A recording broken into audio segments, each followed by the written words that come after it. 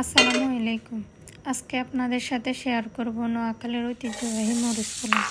চুলায় একটা প্যান বসিয়ে দিয়ে দিয়েছি পরিমাণ মতো তেল, 1 কাপ পেঁয়াজ কুচি। পেঁয়াজগুলো একটু কষিয়ে দিয়ে দিয়েছি 1 চা চামচ লবণ দিয়ে পেঁয়াজগুলো আবারও ভালোভাবে একটু কষিয়ে নেব। কষানো হয়ে গেলে দিয়ে দিয়েছি 4 চা চামচ মরিচ বাটা, দিয়ে দিয়েছি 1 চা চামচ রসুন বাটা। আপনারা আপনাদের পছন্দ মতো মরিচ দিতে পারেন। বেশি মরিচ দেখে কেউ ভয় পাবেন না, কেননা মরিচগুলো তেলে ভালোভাবে কষালে জাল থাকবে না, জাল চলে যাবে। যারা মরিচ খেতে পছন্দ করেন তাদের জন্য এই রেসিপি বেস্ট। আপনি যতই এই তরকারি একটু সময় নিয়ে কষাবেন, ততই আপনার রান্না শেষে তরকারি খেতে ভালো লাগবে।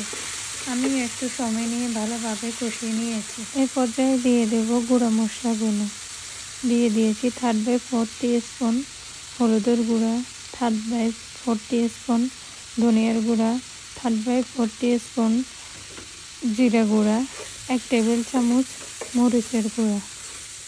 মশলা দেওয়া হয়ে গেলে আবারও তেলে ভালোভাবে একটু কষিয়ে নেব।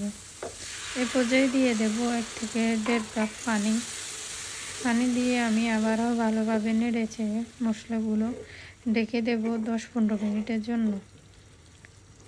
যখন মশলাগুলো ভালোভাবে কষানো হয়ে যাবে, উপর থেকে তেল ছেড়ে দেবে, তখন বাকি ইনগ্রিডিয়েন্টসগুলো দিয়ে দেব। দেখতে পাচ্ছেন আমার মশলা থেকে তেলগুলো ছেড়ে এসেছে, তেলগুলো আলাদা হয়ে গিয়েছে। এই পর্যায়ে দিয়ে দেব আমি 1 কাপ আলু এবং সাথে নিয়েছি একটা বড় সাইজের টমেটো। আপনারা আপনাদের পছন্দ মতো আলু টমেটো দিতে পারেন। আমি আবারও আলু টমেটো দিয়ে একটু ভালোভাবে কষিয়ে নিয়েছি। কষানো হয়ে গেলে দিয়ে দিয়েছি পাঙ্গাস মাছ। আপনারা অন্য যে কোনো মাছ দিতে পারেন। আমি মাছগুলোর চামড়া ছাড়িয়ে নিয়েছি, এতে মাছের গন্ধ কমে যাবে।